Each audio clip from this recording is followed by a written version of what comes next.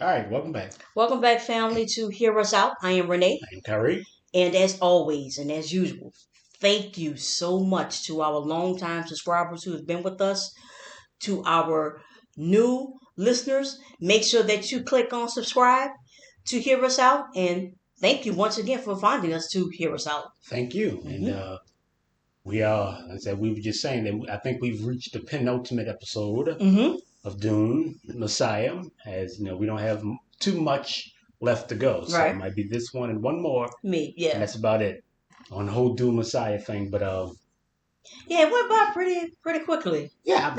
Yes, well, And I'm just saying. yeah. So in our last episode, we ended with Paul being confronted by the face dancer Saitel Mm-hmm. in the guise of Lichna, Right. Lichna, Lichner. the daughter of Othium, one of Paul's old Fadikin, old Right. death commandos, Mm-hmm. and he's been given this task to go to Othium's house and receive a message, Right. or there's someone there who has a message Mm-hmm. for him. And now Paul, the first time in the story, is going to leave.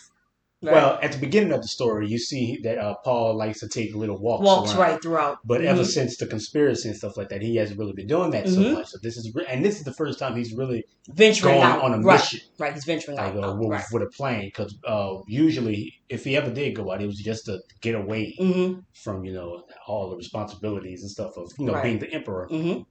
But now this is his real first mission. Right. The first time he's actually leaving the imperial citadel on a mission to go to Othium's house to get this message. He knows it's a trap. Right. He knows that something's going to happen here, but he has to stay the course. He doesn't want to levy off of. but he doesn't want to deviate. Right. He doesn't want to, because there are worse things Right, that can happen. if he does deviate. So Right. yeah. Just and for a quick overview of the parts that we read, Paul, he leaves the citadel and he ends up. His very first stop is Aaliyah's temple. Right.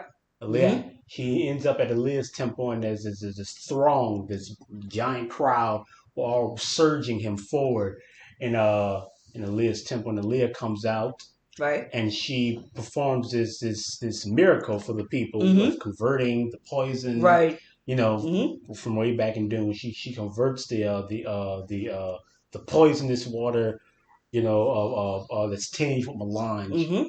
She's able to convert that into the waters of life, and she imbibes it, and then she goes on this tirade. Right. And she's enraptured in vision.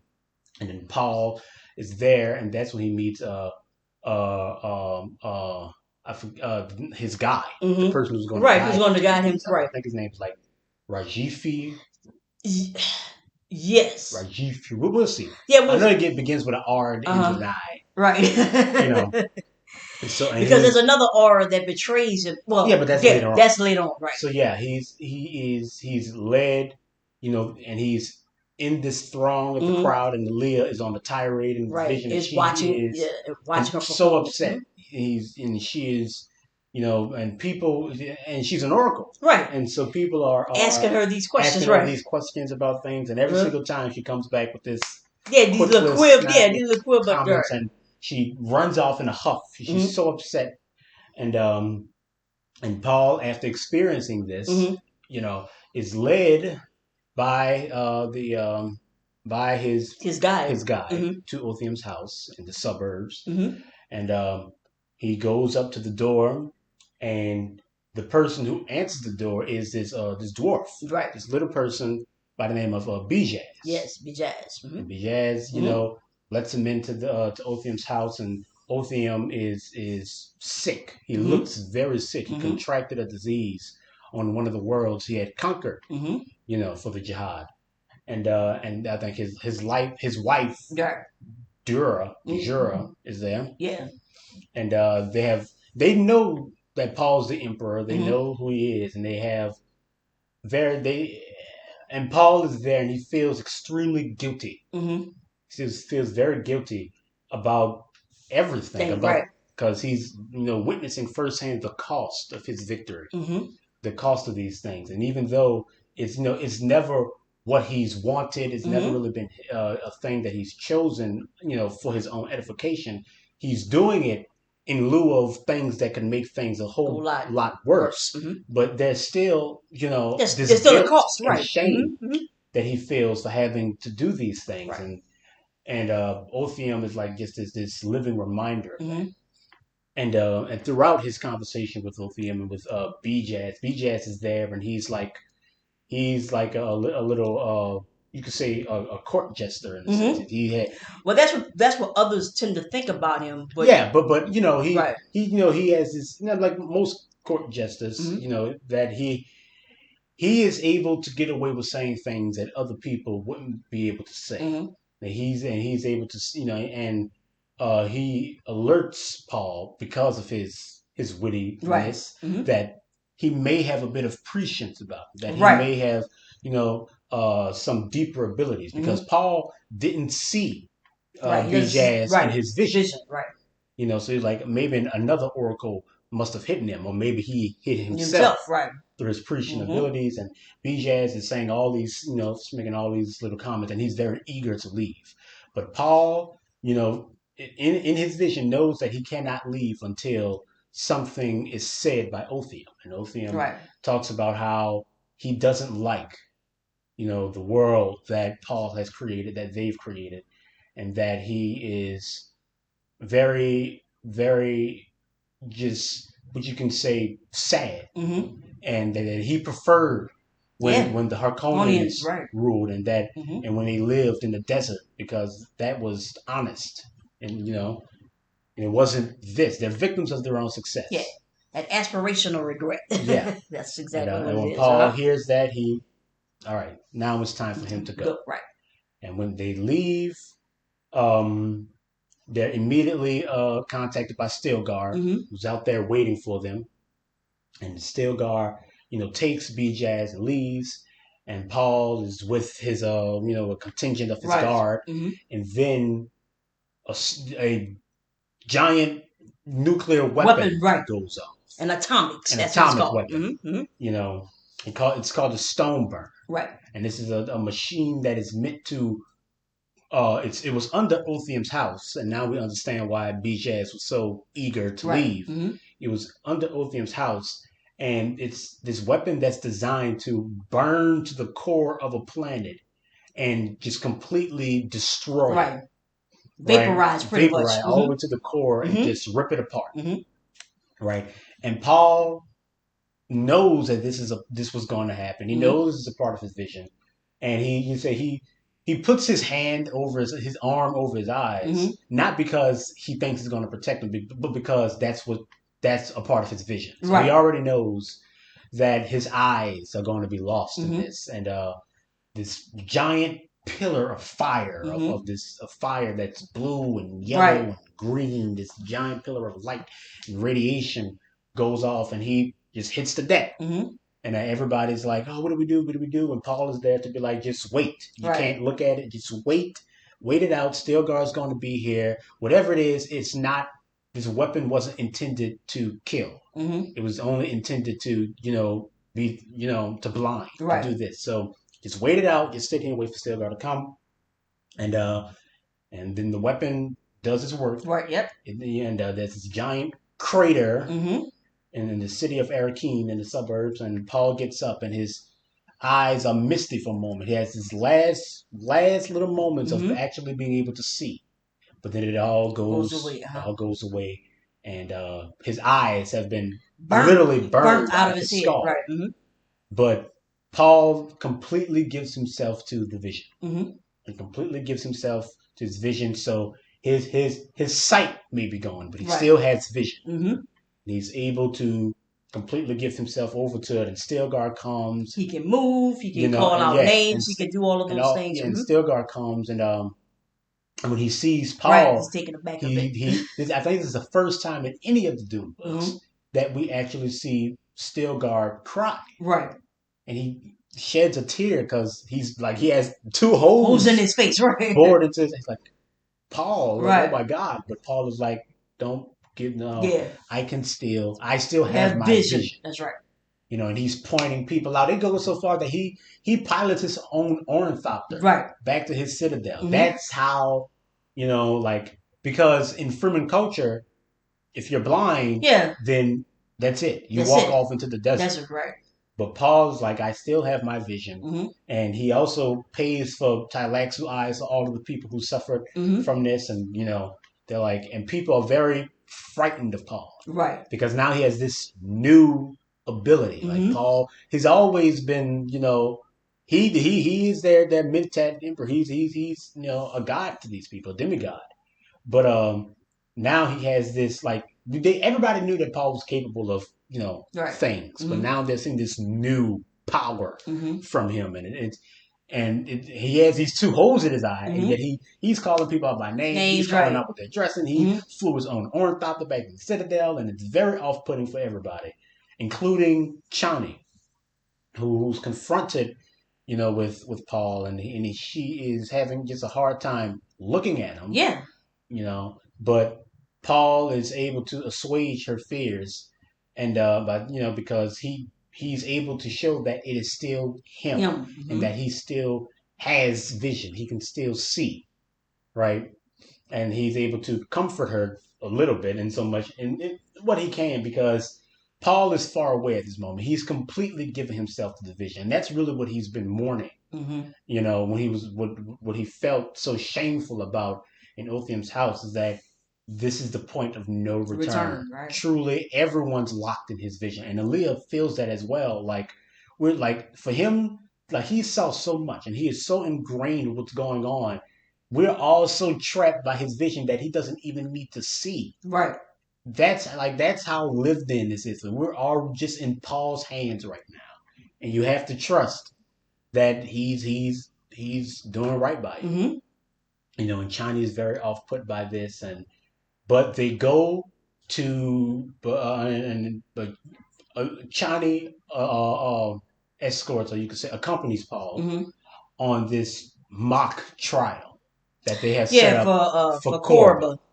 Right, and Aaliyah's there, and Stilgar's there, and all the Fremen names are there, and Aaliyah is in the room first, and he interviewing Korba, because as revealed in this trial, Korba is the one who snuck this atomic weapon onto Arrakeen, and they're like, why would you do this and all this? But because all of the families have all the great houses of the Imperium have atomic weapons, and but they don't use them. They don't use them because once you use if you use them, you open yourself. They've all agreed that they're not going to do this, and if you do this, it's like assured destruction, mutually assured destruction. Because if you use an atomic weapon, then every other house gives license to them to use their atomic weapon on you, and you specifically. So you kind of sign your own death warrant if you use atomic weapons. But Korba, he wants the power of a great house. He wants the Quizarate to have he's a power hungry, and so he smuggled this weapon in, and he didn't intend for it to be used against, but he was the one who smuggled this weapon in, and it was used by Paul's enemies to blind him and so many other people who've been victims of this weapon. And then Paul bursts in the middle of this trial, in the middle of Aaliyah questioning him, and he bursts in, and he's like completely, eyeless. And he walks in, and not only is it revealed that Korba smuggled this weapon in, but it was like Freeman, were able to smuggle a worm off of Arrakeen, and that the monopoly may be broken in some point in the future. That these rogue Freemen who have taken up arms against Paul have smuggled a worm off of Arrakeen and all this stuff, and Korba was, and all because it's Korba, all because of his hunger for power has put everyone in danger, and then Paul questions him, and it's this whole mock trial, really. And he's sinking further and he, further into the hole he's so that he dug for himself. Yeah, and then Stilgar and Aaliyah is like, we could get rid of him now. Yes. We could just kill him now, but Corbin is like, I have rights. Right. I have freeman rights. I have the right to to face my accuser and stuff like that, and he's like, and she's like, you failed, like, brother, no, you don't have. Right. But Stilgar chimes in, is like, no, he has rights. All right. And Aaliyah's like, and Aaliyah's like, and he goes and he starts to quote all the rights that he has. Right. He starts to read the doctrine. Aaliyah's like, what are you doing? What are you doing? Why is he doing this right now? And then and by showing his loyalty, I guess, to Freeman law and all this stuff, he shows his impartialness. Right. And so and Aaliyah is sort of taken aback by this. He's like, what is being planned here? Mm-hmm. And then Paul goes and says, well, okay, fine. Right. You have your right to a trial, mm-hmm. and Stilgar is going to be your counsel. Right. Right. And then Corba is like, because Corba sees the writing on the wall. He's like, man, if this right. Stilgar's going to kill me. Right. He's like, oh, no, I want to have my own counsel. But he's like, no. Do you doubt Stilgar's, ability and fairness to be able to adjudicate this? Right. You doubt that? And Stilgar has just shown that he's willing to stand up to to Aaliyah about. So he's like, no. Right. So he's like, man, that's it. So he capitulates, right? He capitulates, and they take him off to a maximum security cell, and Stilgar is going to kill him. And all this was a mock trial. Yeah, a show and tell, right? For the knaves, so Aaliyah will be able to point out the people amongst the knaves who are betrayers, right? And so Aaliyah is able to point them all out. And Paul walks away, and Aaliyah confronts Stilgar. No, I think Stilgar actually confronts Aaliyah. And like, what's going on with you? Mm-hmm. That, there's a time where you would have been able to see what's going on, suss out what's happening. Right. Here. And you're not, and you wasn't able to pick this out. To pick that up. What's going on? And then Aaliyah says that something's changed. A dramatic change has happened. He was taken aback by it. He was like, what? Like, still, I'm not a part of drama. There's no dramatic change. And then Aaliyah's like, no, you're readying to disobey my brother. I just hope that whatever it is, it's for the good of us all. Mm-hmm. Whatever it is, because Stilgar is, you can say he's throughout this book, he's been cowed in a sense. Mm-hmm. He has a very high position, but he's been laid low, just like everyone else, by this religion, by this new, monolithic faith, by Paul, by his figure, by Aaliyah. And he's been very by the book. Yes, very methodical. Yes. But now he's readying to disobey. Mm-hmm. He's readying to disobey Paul. He's readying to do something. We just hope. We have to hope that they benefit from it. That he has all of their best interest in mind in this.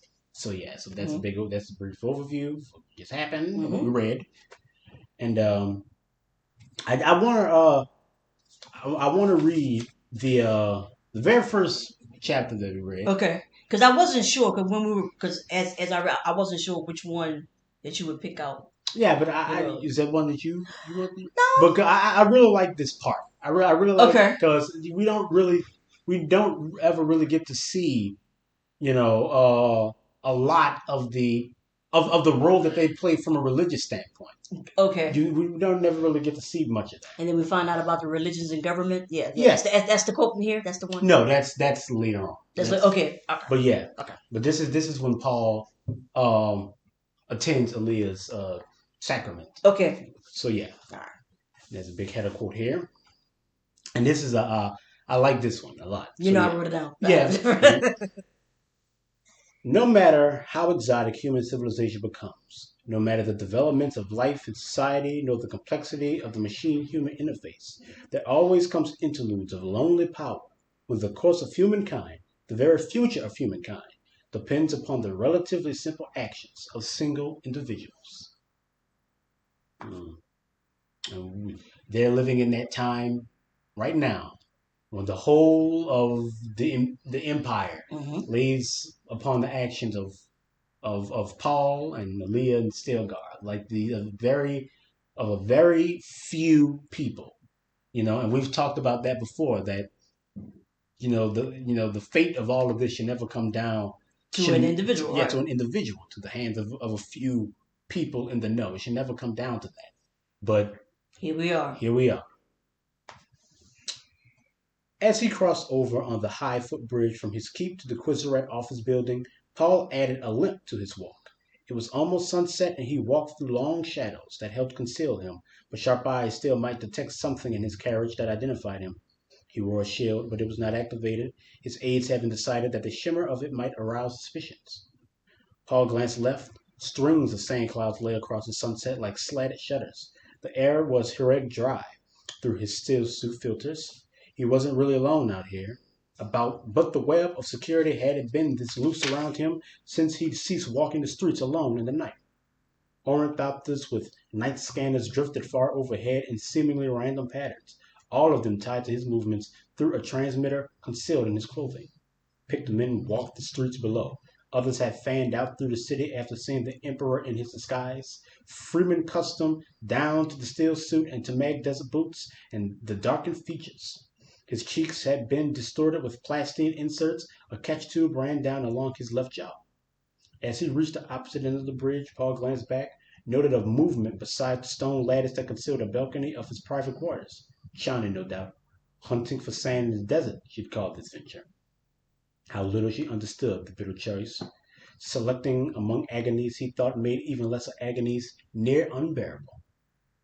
For a blurred, emotionally painful moment, he relived their parting. At the last instant, China had experienced a towel glimpse of his feelings, but she had misinterpreted. She had thought his emotions were those experienced in the parting of loved ones when one entered the dangerous unknown. Would that I did not know, he thought. He had crossed the bridge now and entered the upper passageway through the office building. There were fixed glow globes here and people hurrying on business. The Quizeret never slept. Paul found his attention caught by the signs above doorways, as though he were seeing them for the first time.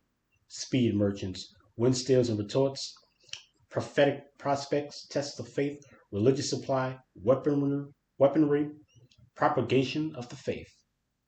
A more honest label would have been propagation of the bureaucracy, he thought. And this is one of the paragraphs that I really like about this chapter. A type of religious civil servant had sprung up all through his universe. This new man of the Quizeret was more often a convert. He seldom displaced the freeman in the key post, but he was filling all the interstices. He used melange as much to show he could afford it as to the geriatric benefits. He stood apart from his rulers, emperor, guild, Bene Gesserit, Landsrod, family, or Quizeret. His gods were routine and records. He was served by mentats and prodigious filing systems. Expediency was the first word in his catechism, although he gave proper lip service to the precepts of the Butlerians. Machines could not be fashioned in the image of a man's mind, he said, but he betrayed by every action that he preferred machines to men, statistics to individuals, the faraway general view to the intimate personal touch, requiring imagination and initiative. As, so Paul is walking through, and he sees all these signs, all the businesses, right. And he sees the propagation of the faith, and he's like propagation of the bureaucracy. Right, exactly. That another thing that Paul never no one is more angry and or ashamed of what has happened to the empire than Paul. And he sees this and he's like, how this new religion, this new bureaucracy has created this new class of people, this new category. Yeah, you fell right back into the traps that supposedly you were trying to get rid of. With your and he's like these civil servants, these consummate bureaucrats who can only these machine people who are more comfortable amongst machines and statistics than actually dealing with human beings who don't want to actually deal with people because that takes, like you said, imagination and initiative. Right. They just want their statistics. They just want their numbers, and they can't actually. He talked, and that's one of the inhumanities of his system. And you've seen how alien it has become. Like we heard earlier on about laws and constitutions and all this stuff, and how these things end up becoming inhuman because they cannot actually respond to people. They cannot actually respond to the situation. And this is just another one of those cases where this faith, this new faith has made people who made people inhuman, have made them into these machines, these bureaucrats, and Paul is he's very upset by everything that's going on, but he, like I said, what that I did not know. If only this was a surprise to him. If only he didn't know all of this, but he does, and then that makes it even worse. Right. As Paul emerged onto the ramp at the far side of the building, he heard the bells calling the evening rite at Aaliyah's fane. There was an odd feeling of permanence about the bells. The temple across the throne square was new, its rituals of recent devising, but there was something about this setting in a desert sink at the edge of Arrakeen, something in the way wind-driven sand had begun to weather stones and plastine, something in the haphazard way buildings had gone up around the fane. Everything conspired to produce the impression that this was a very old place, full of traditions and mystery. He was down into the press of people now, committed. The only guide his security force could find had insisted it be done this way. Security hadn't liked Paul's ready agreement. Stilgar had liked it even less, and China had objected most of all. The crowd around him, even while its members brushed against him, glanced his way unseeing and passed on, gave him a curious freedom of movement. It was the way they'd been conditioned to treat a freeman, he knew. He carried himself like a man of the inner desert. Such men were quick to anger. As he moved into the quickening flow to the temple steps, the crush of people became even greater. Those all around could not help but press against him now, but he found himself the target of ritual apologies. Your pardon, noble sir. I cannot prevent this discourtesy. Pardon, sir. This crush of people is the worst I've ever seen. I abase myself, holy citizen. A lout shoved me. Paul ignored the words after the first few. There was no feeling in them except a kind of ritual fear. He found himself instead thinking that he had come a long way from his boyhood days in Caladan Castle. Where had he put his foot on the path that led to this journey across a crowded square on a planet so far from Caladan? Had he really put his foot on the path? He could not say he had acted at any point in his life for one specific reason. The motives and impinging forces had been complex, more complex possibly than any other set of goals in human history. He had the heady feeling here that he might still avoid the fate he could see so clearly along this path, but the crowd pushed him forward, and he experienced a dizzy sense that he had lost his way, lost personal direction over his life. The crowd flowed with him up the steps now into the temple portico. Voices grew hushed. The smell of fear grew stronger, acrid, sweaty. Acolytes had already begun the service within the temple. Their plain chant dominated the other sounds, whispers, rustle of garments, shuffling feet, coughs, telling the story of the far places visited by the priestess in her holy trance. She rides the sandworm of space. She guides through all storms.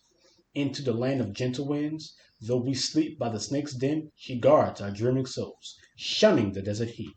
She hides us in a cool hollow. The gleaming of her white teeth guides us in the night.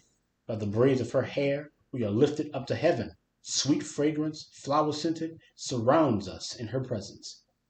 Bollock, Paul thought, thinking of Freeman.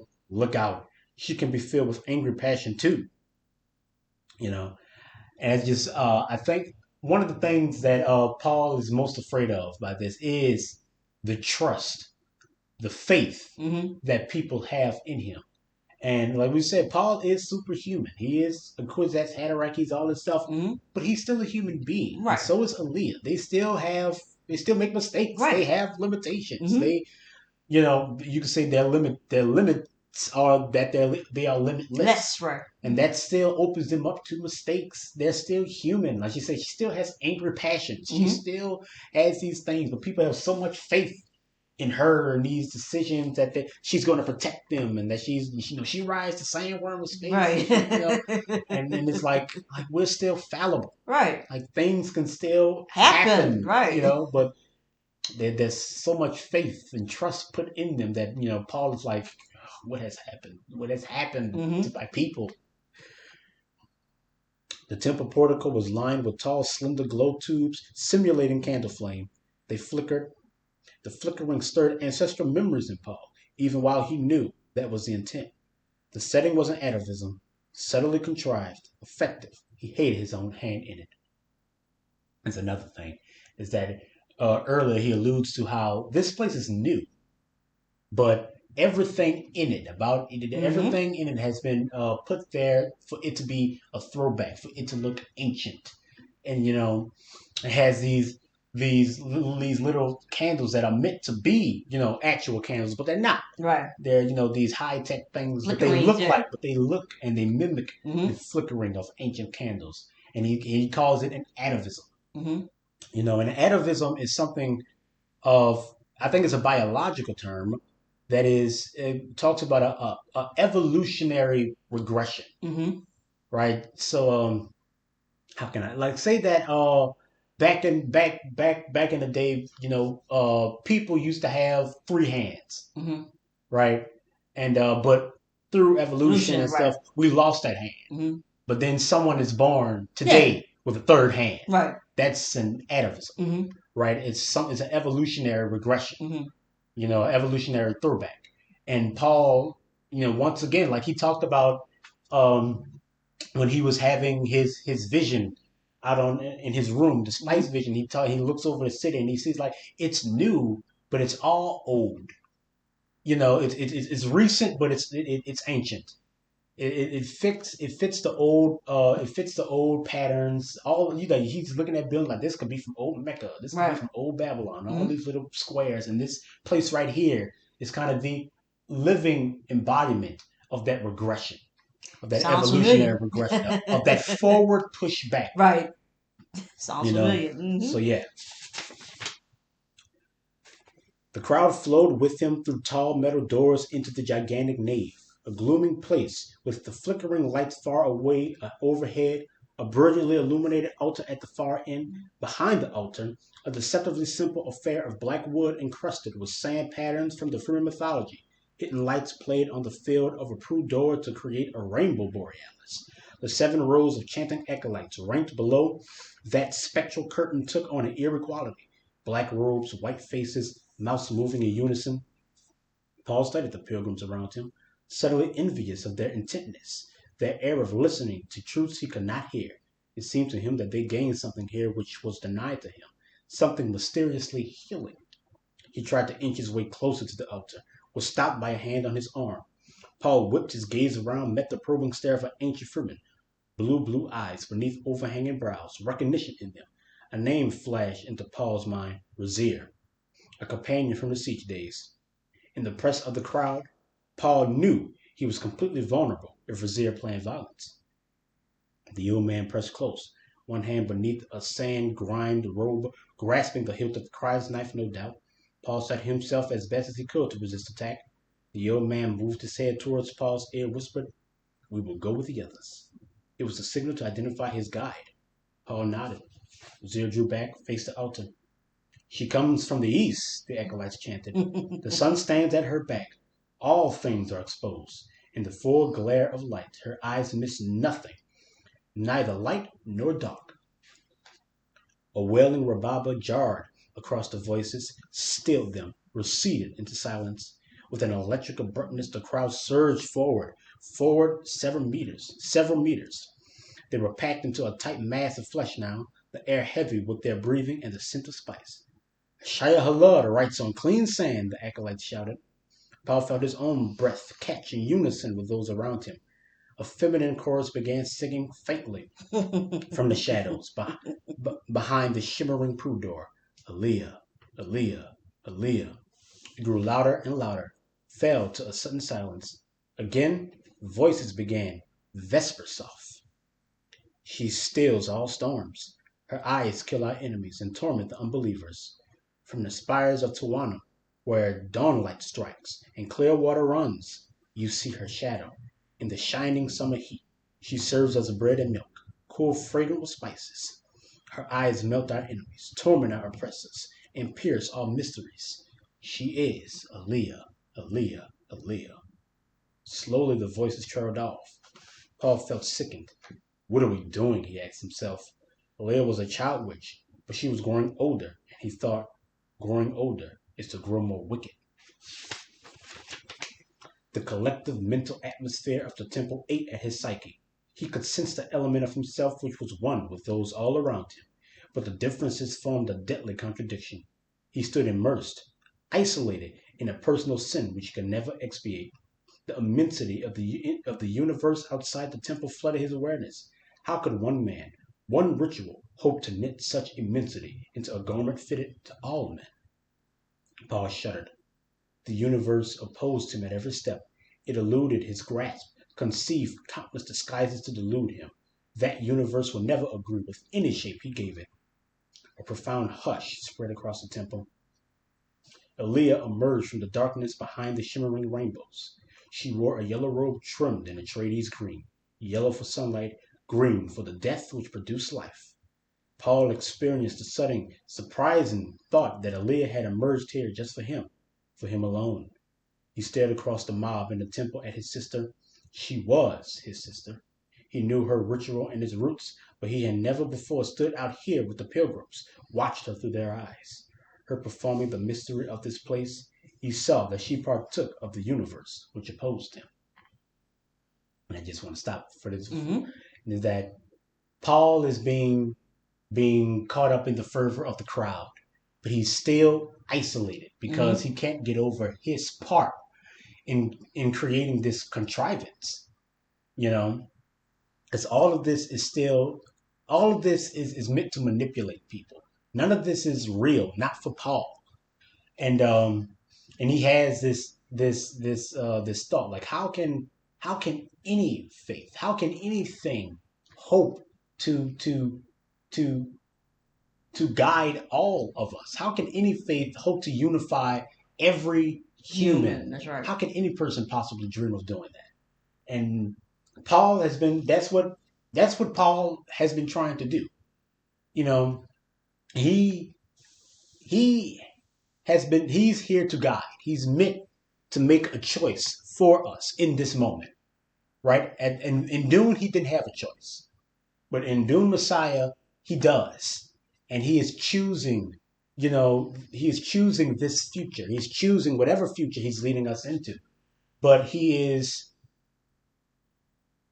the universe constantly makes a fool out of Paul. Whenever he thinks he's made the choice, he's made the decision, he's done the thing, it creates some new way, some new thing to oppose him, to show him that he may be able to see all the strings. He may be able to see the cage better than anyone else, but he can't break it. Right. And he sees that the universe opposes him. He can't truly unify us. He can't truly move us, not in the direction that he wants to.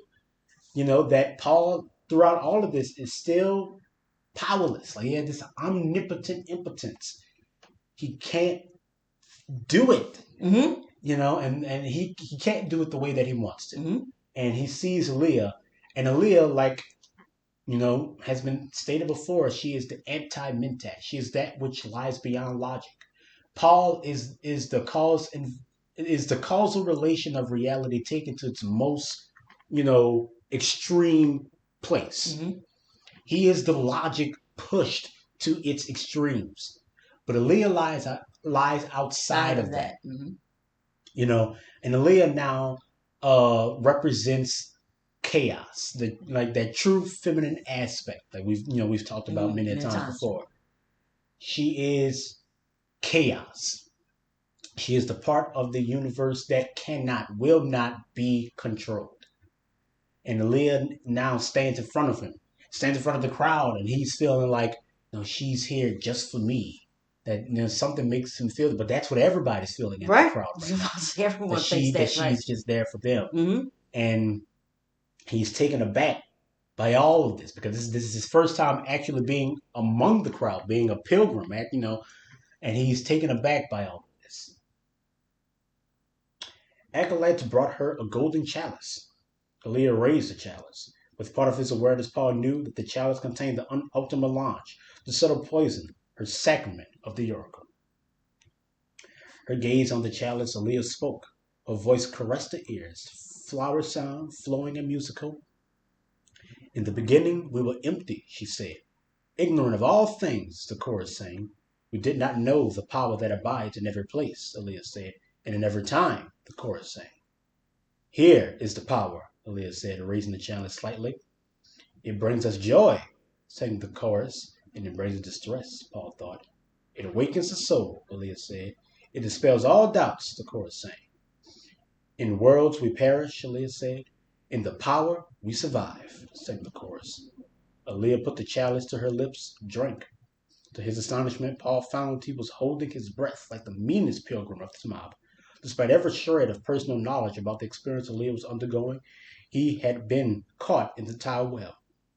He felt himself remembering how that fiery poison coursed into the body.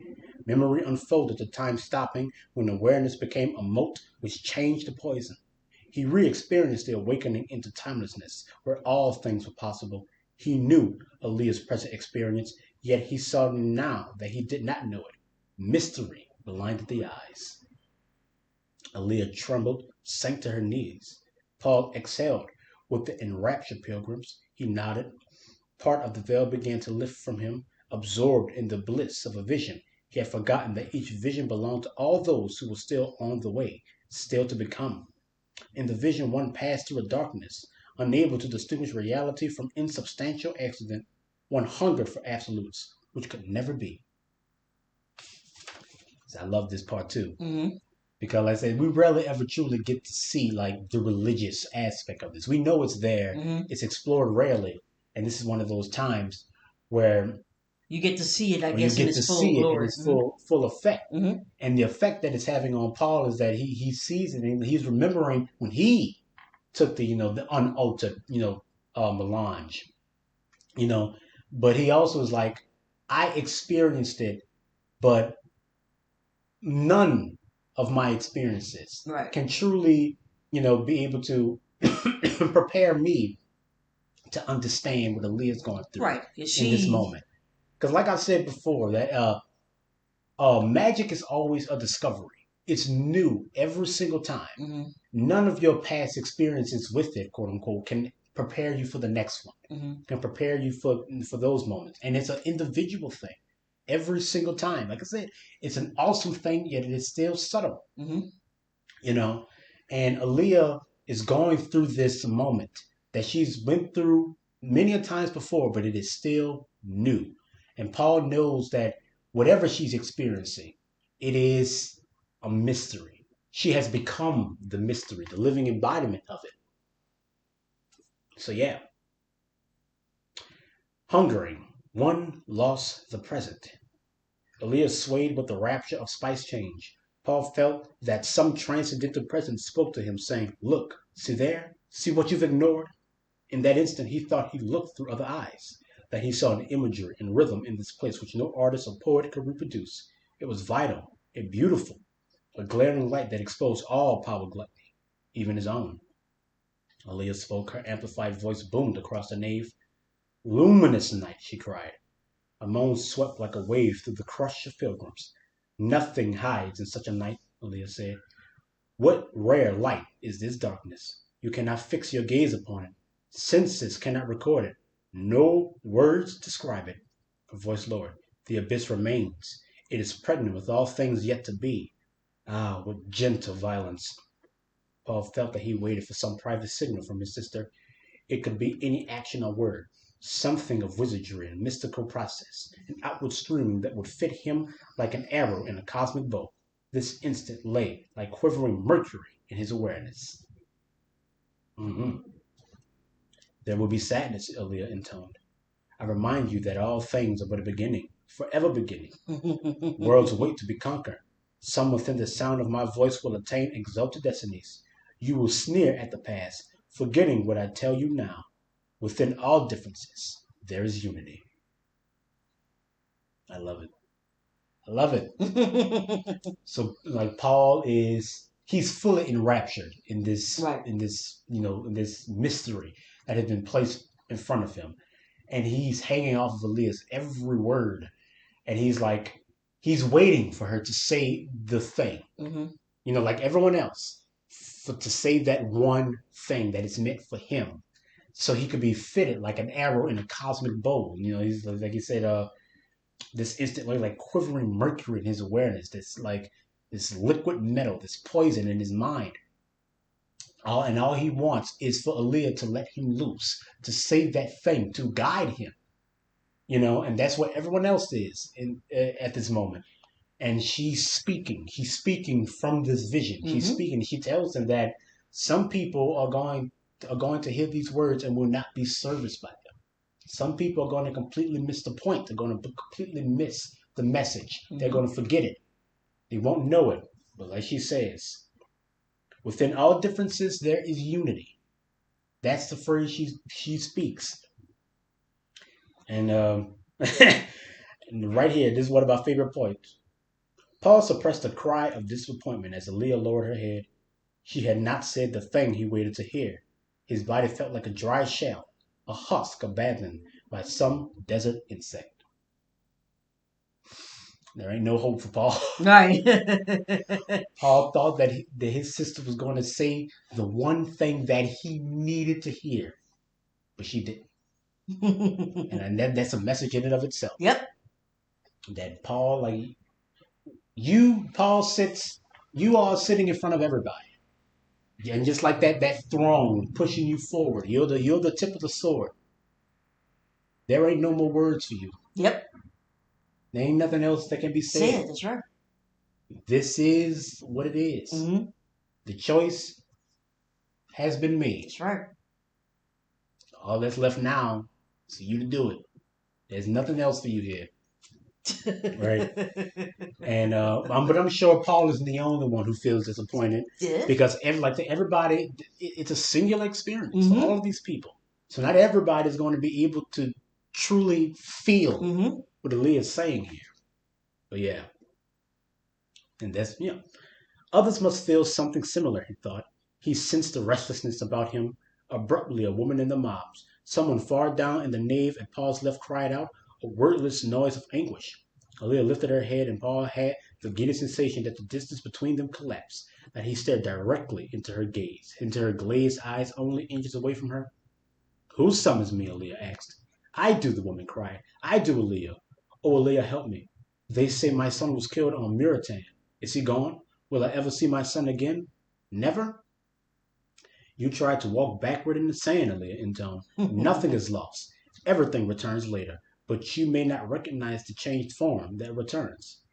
Aaliyah, I don't understand, the woman wailed. You live in the air, but you do not see it, Aaliyah said, sharpness in her voice. Are you a lizard? Your voice has the Freeman accent. Does a Freeman try to bring back the dead? What do we need from our dead except their water? Down in the center of the nave, a man in a rich red cloak lifted both hands, the sleeves falling to expose white-clad arms. Aaliyah, he shouted, I have had a business proposal. Should I accept? You come here like a beggar, Aaliyah said. You look only for the golden bowl, but you will find only a dagger.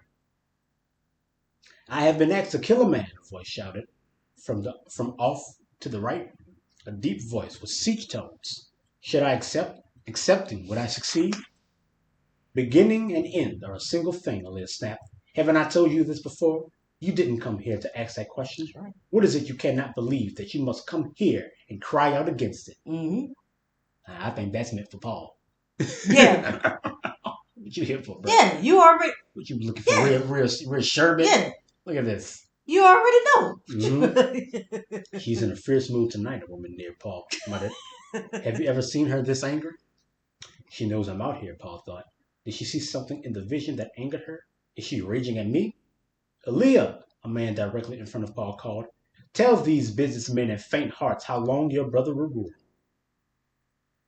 I permit you to look around that corner by yourself, Aaliyah snarled. You carry your prejudice in your mouth. It is because my brother rides the worm of chaos that you have roof and water. With a fierce gesture, clutching her robe, Aaliyah whirled away, strode through the shimmering ribbons of light, was lost in the darkness behind. Immediately, the acolytes took up the closing chant, but their rhythm was off. Obviously, they had been caught by the unexpected ending of the rite. An incoherent mumbling arose on all sides of the crowd. Paul felt the stirring around him, restless, dissatisfied. It was that fool with his stupid question about business, the woman there, Paul muttered. The hypocrite. What had Aaliyah seen? What tracked to the future? Something had happened here tonight, souring the right of the oracle. Usually the crowd clamored for Aaliyah to answer their pitiful questions. They came as beggars to the oracle, yes. He had heard them thus many times as he'd watched, hidden in the darkness behind the altar. What had been different about this night? The old Freeman tugged Paul's sleeve, nodded toward the exit. The crowd already was beginning to push into that direction. Paul allowed himself to be pressed along with them, the guide's hand upon his sleeve.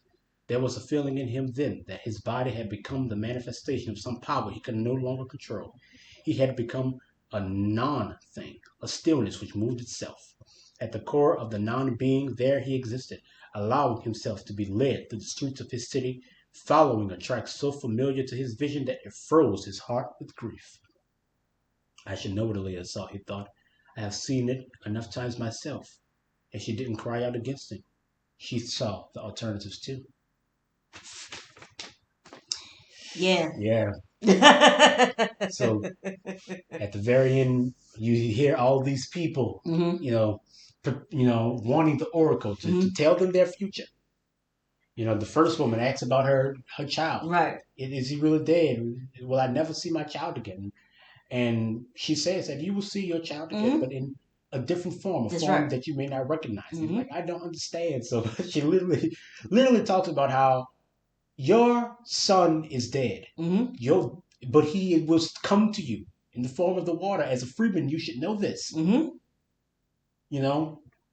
do we need from our dead other than their water? Right. You come in here asking that question. You know what this is. I cannot promise you something that isn't there. Right.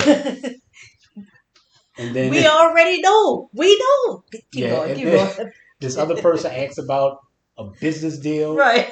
And she completely shrugs him off. Like, you come here looking for gold, but you only found a knife. You're looking for profit, you only find death. That's another, how applicable. All of this is applicable. And then this person asks, I've been contracted to kill somebody. Should I take it? And if I do, will I succeed? What? He's like, are you? What are we doing here? Like, what is this? Asking me that. Right. Asking me this question of all things. Get out. Who's next? Right. Get him out of here. Y'all waste my time with this. Who's next? And the person asks, did ask, Aaliyah, tell these fools how long your brother will rule. Right. And I think Aaliyah is one of the few people who knows that, who gets the sense that Paul is not long for this world. Right.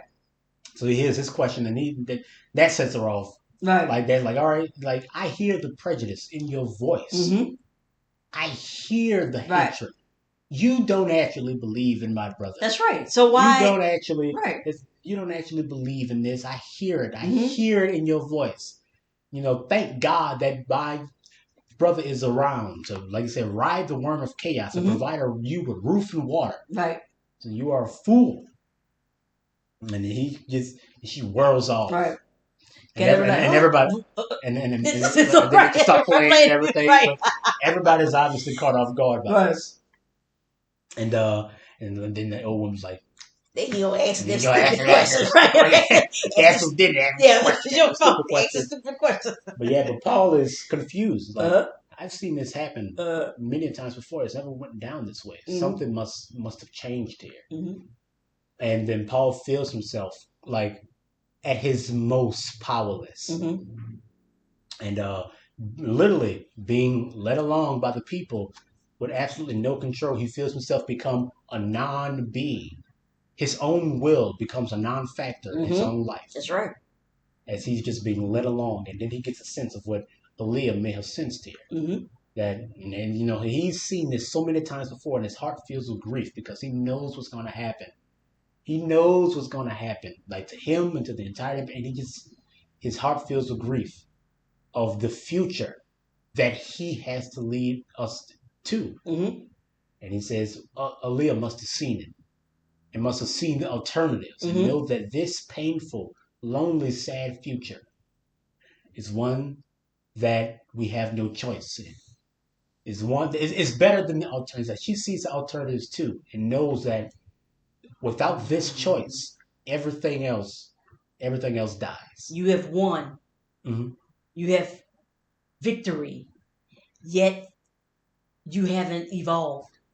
You regress. Mm-hmm. You fall into the same traps. The traps that you thought that you were escaping by winning. Mm-hmm. You're right. Nothing's changed. Nothing has changed. You're asking silly questions as if Mm-hmm. you don't already know the answer, as if you don't already know the results of that. And you have left all of your choice, your destiny, your future, whatever, Mm-hmm. in someone else's hands. And think that You don't even know it. you don't know. Mm-hmm. No. And here you are. I mean, it's that's the thing. It like, sounds so much it's applicable to anyone Mm-hmm. who has wanted for something to change about their world, Mm-hmm. but hasn't really thought about the consequences of of that. such changes, especially when they're not changes at all. Right. Because you haven't changed. Mm-hmm. You have not moved with what has transpired. Mm-hmm. You're still trying to, I don't know, live in the reverie of your victory. That's why you have all of your buildings that look so familiar. Mm-hmm. Everything ends up the same. Yeah, everything. Yeah, because let's say you've pushed forward, right, only to go back. Mm-hmm. Because you think that there is something that you could do better than what was already all there. you knew was that you didn't want to be in your position. Right. Let's not forget. Mm-hmm. The freemen Right. were oppressed for millennia, Mm-hmm. for untold millennia, from planet to planet. All they knew was that we don't want this anymore. Right. You know, that's another thing that I love. I love how green, you know, the green, this color of life to us is a color of death to them. Yeah. Because it's green and gold, actually. And Paul has brought life to Uh-huh. this planet, new life, Uh-huh. but at the cost of the old one. Mm-hmm. You know, you had something in that desert. You didn't know that you had it because all you could see is all the things that you didn't have. That's right. Right? But now that you have everything that you said that you wanted, you've lost that thing you never knew that you had. Mm-hmm. Right? And you're looking around, like you're blaming Paul. Mm-hmm. You're blaming it, like still falling for the same thing over and over again, still putting Paul in a position to have to choose for you because you haven't learned. It sounds, I keep saying it just sounds It sounds human. Right. It sounds so familiar. That's us. So yeah. Mm-hmm. And in the next chapter is when he finally reaches Othium's house, Mm-hmm. and then B-Jazz answers the door. Mm-hmm. There's a few quotes here that let's see. The B-Jazz is like he's the dwarf and he's considered to be not really. Now, people could think that he's a fool, Right? and he's not as sharp as he we shows find himself out, right? to be. Mm-hmm. But there's a heading quote in this one that I want to read as well. Yeah, because I have it written down. Yeah. I have heading. You want to read? All right. You want me to read the heading? Yeah. Okay, just the heading. Okay. Production growth and income growth must not get out of step in my empire. That is the substance of my command. There are to be no balance of payment difficulties between the different spheres of influence. And the reason for this is simply because I command it. I want to emphasize my authority in this area. I am the supreme energy eater of this domain, and I will remain so, alive or dead. My government is the economy. Like, we're living in that now. If there's anything more like production growth and income growth, the income inequality has gone completely out of step in our world. And Paul's, I guess Frank Herbert was able to recognize that way back, in the 1970s, whenever he wrote these books. And Paul is able to recognize that for his own empire. He says that the production growth and income growth will never go out of step in my empire. A lion's share of the wealth goes to me and me alone because I command it, because I am the main energy eater. There is a balance of power here. There is me and everyone else. That's right. There will be no middling factors, no other bit players whose income go out of control and are able to attain too much control, more control than anyone else. Right. This is my control. My government is the economy. My say, my rule. That is the rule of law here. That is the economy. That is the power. Nothing can grow to challenge that.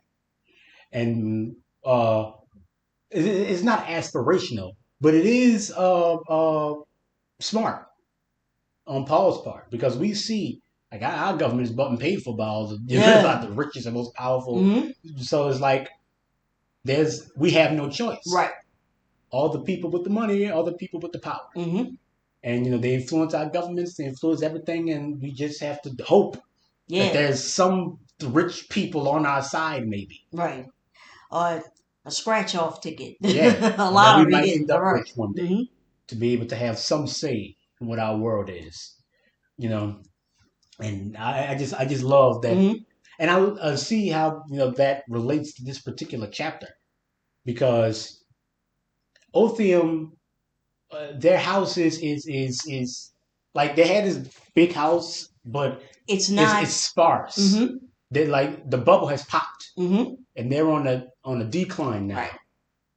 And you see that there's all of the things that they've lost. And that's kind of what this house is a monument to everything that they've lost. Because you can see because Paul is the main energy eater. Right. He's consumed it. He's eaten their lives.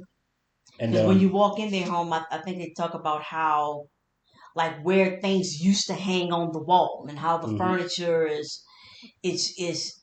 maintained, but it's old and it's tiring. And there's like this one little paragraph here that says, for an instant he felt mud clinging to the shoes of his childhood. Then he was back in the sand, and the dust-clouded, wind-muffled darkness with the future hanging over him, taunting. He could feel the aridity of life around him like an accusation. You did this. They'd become a civilization of dry-eyed watchers and tale-tellers, people who solved all problems with power, and more power, and still more power, hating every erg of it. I just, like, like, that's, like, Paul cannot shake the guilt of what he's done.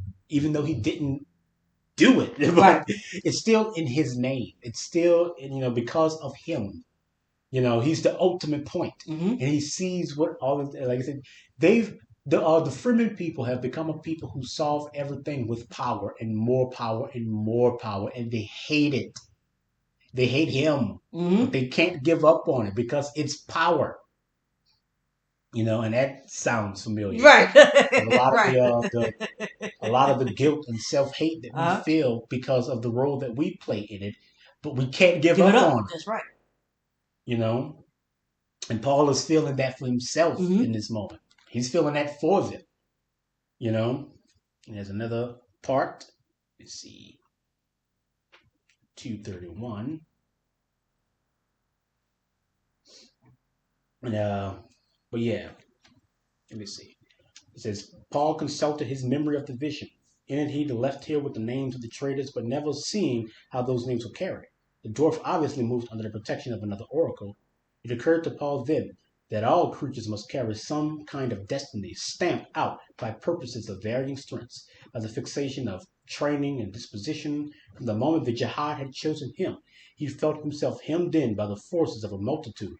Their fixed purposes demanded and controlled his universe. Any delusions of free will he harbored must be merely the prisoner rattling his cage. His curse lay in the fact that he saw the cage. He saw it. So yeah, he sees this dwarf Bijaz, and he's like, he knows that he gets the message here, but he's never seen how he got the message. Right. And for a moment, he actually has hope because he never saw this dwarf. Right. He's like, oh, things might be able to change. Right. But now everything's falling back into this pattern, and he's just like, he has no control. Like, he has the ultimate vision. He sees everything. Like I said, it's that omnipotent impotence. That has only served to, you could say, enslave him further to the human condition. He has no choice. It's a Dr. Manhattan thing. He sees everything played out before him, but he cannot change it. He can't change it. That's not, no one person can. And even though he's tried, the universe eludes him. It opposes him at every point. No one person can truly control everything. And that's our greatest strength and our greatest weakness. It is what we do that defines everything. But when we are feeding into this mania, and only a select individuals, can get us out of it, it never really changes. It moves, yes, but it can't really change. Not until all of us change it. And he sees this, and he's been taken aback by all of this. What page are you on? Oh, 233. Okay, so I'm just waiting for the heading at 237. Wait till you get there. Yeah. Okay. But that's actually the next thing I wrote down. Oh yeah. Okay. All right. See. But there's when Bijaz comes in, and he talks to Paul about how Paul is, you're like my finger. He's telling all these things, and he's patronizing Paul. Right? And then Bijaz, you'll be kind, Usul. Bijaz asks, I'm a person, Persons come in many shapes and sizes. This be but one of them. I'm weak of muscle, but strong of mouth, cheap to feed, but costly to fill. Empty me as you will. There's still more in me than men put there. So Bijaz is showing. I just love that no one who's a part of this world, a part of this conspiracy, is a fool. Right. Everyone has a role to play, and everyone's smart enough to be able to recognize it. And so Paul sees this and everything that comes to play. And when Otheum finally says the words, I do not like. I do not like the world that we've created here, the world that you've created, Paul. Right. And he finally says those words, he's able to leave. And he says, Paul says, there'll be an accounting, he said, to complete. Turning, he strode from the room. Heard Bijaz foot slapping behind. I love that. There'll be an accounting, because the heading quote was about economics. And he says, there'll be accounting. There'll be a reckoning for him. And he knows it intuitively. So yeah, then there's the heading quote for 237. Right. Oh yeah, I love these. The convoluted wording of legalisms grew up around the necessity to hide from ourselves the violence we intend toward each other. Between depriving a man of 1 hour from his life and depriving him of his life, there exists only a difference of degree. You have done violence to him, consumed his energy. Elaborate euphemisms.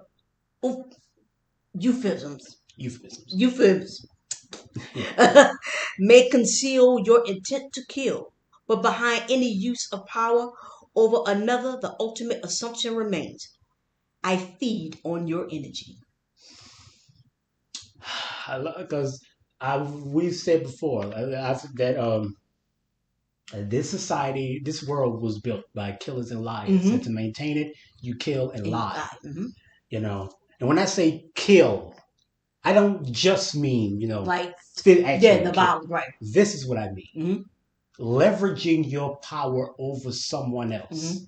Like I say, it is a form of violence, no matter what it is. You've wasted someone's time. You've taken their time. by it's like the bureaucrat who forces you to conform to statistics and rules of law other than to the human way of doing things. You are leveraging your position to do violence to this human being, to eat their time, to feed on it. Right. And that's what this world is people feeding on people. Everyone living off of everyone else's energy, but it's not reciprocal, it's parasitic. And it's all just leeching itself off of each other. That's killing. That's the killing. Right. You know, and there's also this part in here, and because I love this because there's because let me see, because there's this part with where you going? What page you going to? 242. Okay. Where he says they've blinded my body, but not my vision. Still I live in an apocalyptic dream. My steps fit into it so precisely that I fear most of all I will grow bored reliving the things so exactly. Mm-hmm. And this is when Paul is blinded and he completely gives himself to the vision. There's no going back now. Yeah. We're completely in his hands. And he's and Stilgar is there. And he tells Stilgar, I'm caught in an apocalyptic dream. The only thing that I worry about is that I'm going to get bored having to relive it. I can still see. I know what's happening. And that's my fear. Is that I will grow bored having to relive these events over again. And that's the amount of control Paul has. That's what talk about, eating our energy. He's literally stolen the lives of every person in the Imperium. Well, we've given it to him. Right. He didn't have to steal it. We've given it to him. And he's created this he's painted this picture that all of us are stuck in. And it's like I said, he doesn't even need to see to walk through it. Man, that's terrible. That's terrible. That's terrible. It is terrible. I'm on this, it's on page 248. Yeah, we're about to get to the end. Oh, you had that too. Okay. You can't build politics on love. Yep. Mm-hmm. Yeah, and this is the last part that we read. Yep. The last chapter. And there's this let me see. There's also what about other little parts? Okay. Because he's talking to Chani. Yes. But he's so caught up in the dream that he's saying these things that are putting disquiet in Chani's heart. Right? Because there's a finality in his voice that is making her nervous. And he says, I was baptized in sand, and it cost me the knack of believing. Who trades in faith anymore? Who'll buy? Who'll sell? I just love that Paul is just so out of it. He has surrendered completely to the vision. Like he said, he's a non-being. His will does not form this reality anymore. He's just walking through it, guiding us through it. The ultimate prophet, come just guiding all of us through this vision. And he's like, I can't believe anymore. I was baptized in sand. I cannot believe anymore. I'm just here. And I'm here just for a little bit longer to guide us through this part. And it's almost over. So, yeah. Page 248. 248. Because this is after Paul is able to reassure Chani with his love. And then Chani says, if only you could show the people of the Imperium your love. And then, You can't build politics on love, he said. People aren't concerned with love. It's too disordered. They prefer despotism. Too much freedom breeds chaos. We can't have that, can we? And how do you make despotism, despotism, despot. Yeah, lovable. You are not a despot, she protested, tying her scarf. Your laws are just. Laws, he said. He crossed to the window, pulled back the draperies as though he could look out. What's law? Control? Law filters chaos and what drips through. Serenity? Law, our highest ideal and our basest nature. Don't look too closely at the law. Do, and you'll find the rationalized interpretations, the legal casuistries, the precedents of convenience. You'll find the serenity, which is just another word for death.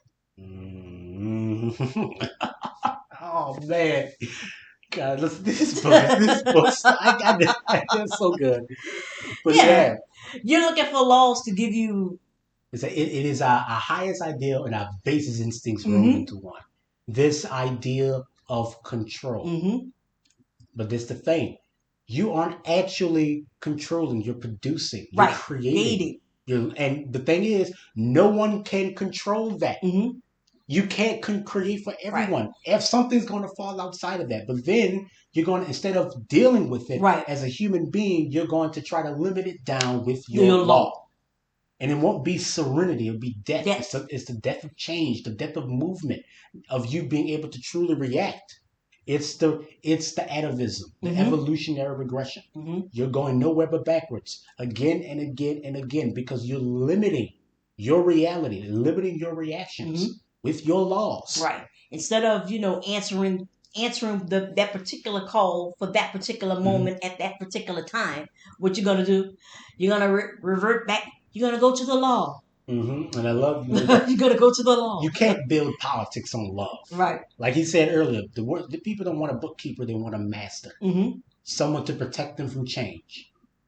And you cannot do the work that Paul needs to do without being a despot, without muscling people along, without forcing people down that path. And yet, like it's the inverse.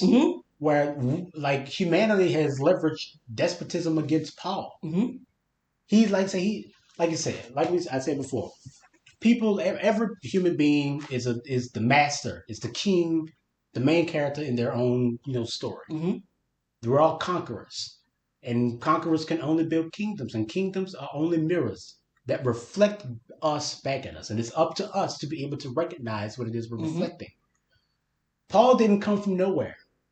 Paul is the kingdom. He's the mirror. He's a mentat. That's pretty much his thing, is to take in data and reflect it back in a meaningful way. We built Paul. Paul came from us. Right. And he is all of us. And he can only go where we leave, where we push him to. That's why his choices are so limited. That's why he has to choose a lesser of evils. That's why 61 billion people have died. That's why China is going to have to be sacrificed to this. That's why all of this is happening. Right. And she's pregnant with twins. Yeah. Because we don't learn.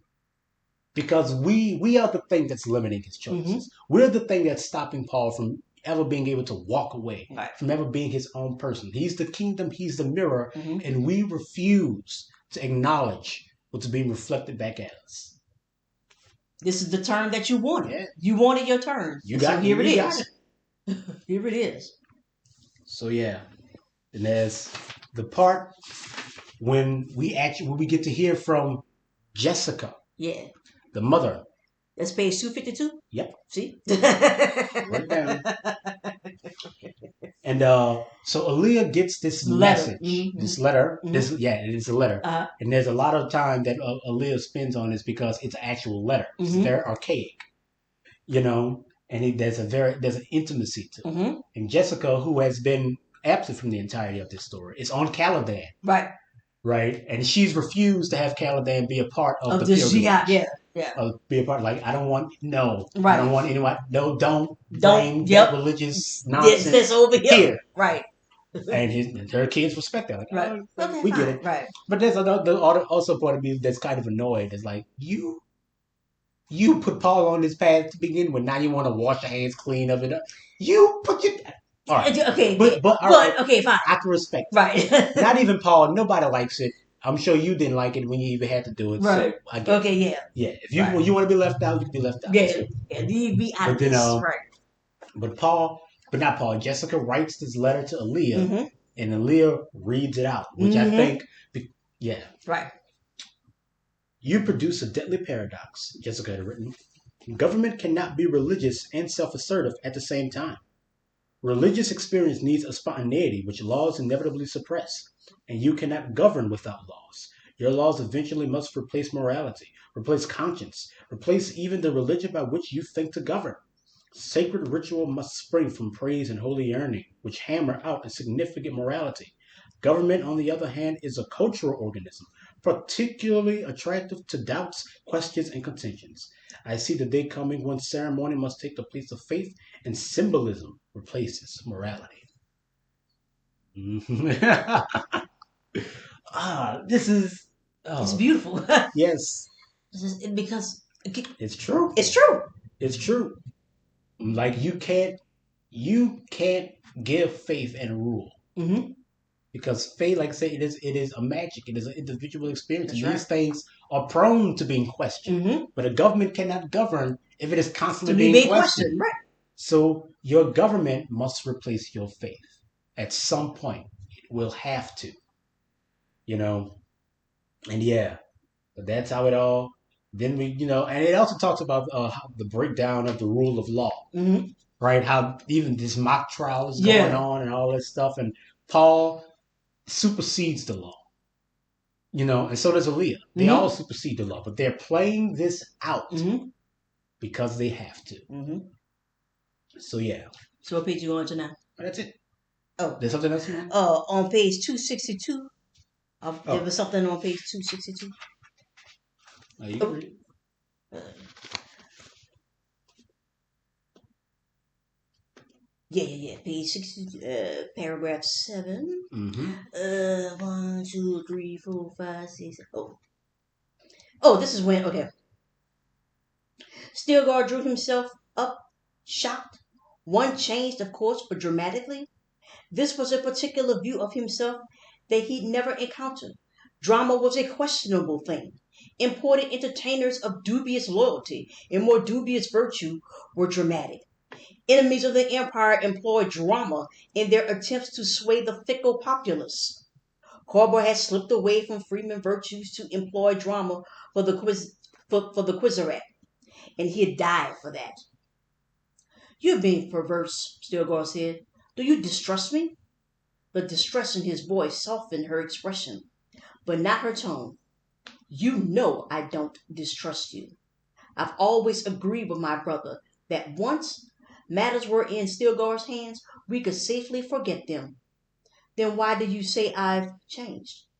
You're preparing to disobey my brother, she said. I can read it in you. I only hope it doesn't destroy you both. The first of the pleaders and supplicants were approaching now. She turned away before Stilgar could respond. His face, though, was filled with the things she sensed in her mother's letter, and the replacement of morality and conscience with awe. You produce a deadly paradox. Mm.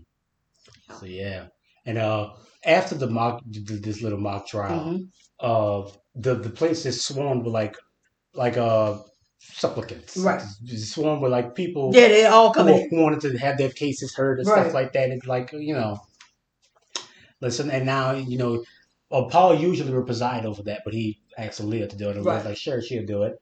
And she questions Stilgar about this dramatic change. And she also muses on the and it ends with, you produce a deadly paradox. The replacement of morality and faith with law and government. And she sees it all around her. But what else can you do? Right. They've given it up. You didn't have to steal it. They gave it to you. And they bulk at you. Let's say, how can you make despotism lovable? You are a despot. You control, with despotic rule. But, they refuse to recognize the hand that they play in this. You're only looking at it from the perspective of what has happened to you. It's this one way, linear way. It's the same thing like we talked about with Edric at the last episode. Is that, you see the wave and you see Paul's face in it. You see these things, but you completely miss the nuance of it. because you know that it's crushing you. Right. So yeah. So that's where we are. That's where we are. Mm-hmm. And I said our next episode most likely will be our last episode on Dune Messiah as everything starts to come to a head and everything starts to come to a close. And I'm actually feeling a lot better because we started reading this because I was distraught. Maybe like, I guess 4 weeks ago, something happened. I'm like, We'll save that for the last right. episode. Of course. So if you have any questions or comments, leave them in the comments. And once again, thank you for hearing us out. Thank you.